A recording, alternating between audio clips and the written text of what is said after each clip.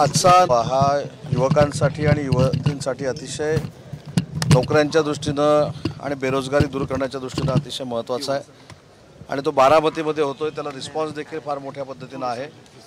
एकूण 55,000 नोकऱ्यांची अपॉर्च्युनिटी या संपूर्ण शिबिरामध्ये आहे आणि जास्तीत जास्त तरुण आणि तरुणी याचा फायदा घेतील याची मला खात्री आहे. सर, तुमच्या गटाच्या जागा ज्या आहेत त्या भाजप लाटण्याचा प्रयत्न करते असा आरोप सातत्याने पाहायला मिळतोय. रामदासजी कदम यांनी देखील म्हटलं की थेट पॉलिटिकल नको रे.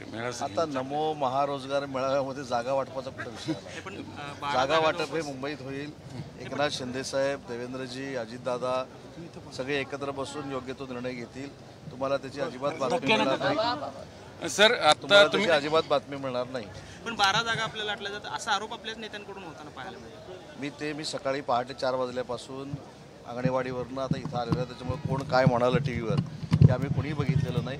परंतु जे मगाशी मी जबाबदारीनं सांगितले की शिवसेनेचे सगळे अधिकार हे शिवसेनेचे मुख्य नेते एकनाथ शिंदे साहेबांना दिले. दुसरं असं सुप्रियाताईंनी म्हटलं ह्या मेळाव्यातनं मला शंका आहे की एवढे रोजगार मिळतील. ते निश्चित सांगितले आहेत, आकडे सांगितले आहेत. प्रत्यक्षात ट्रेनिंग किती, प्रमाण किती, असे अनेक त्याचं पण उत्तर मगाशी मी दिलेलं आहे की 55,000 नोकऱ्या मिळतील असं संभाव्य आकडा त्याच्यामध्ये आहे आणि त्याच्यामध्ये जास्तीत जास्त रोजगार निर्मिती करण्याचा आमचा प्रयत्न आहे आणि त्याला कौशल्य विकास यंत्रणेला यश येईल.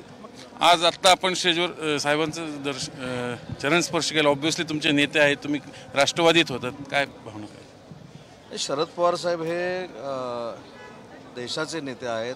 राष्ट्रवादी काँग्रेस पक्षामध्ये मला त्यांनी काम करण्याची संधी दिलेली होती.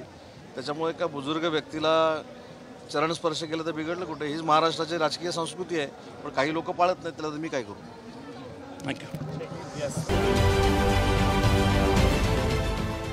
देश विदेशातील प्रत्येक घडामोडींचे लाईव्ह अपडेट मिळवण्यासाठी आता साम टीव्हीच्या सर्व सोशल मीडिया प्लॅटफॉर्मला लाईक, फॉलो आणि सबस्क्राईब करा.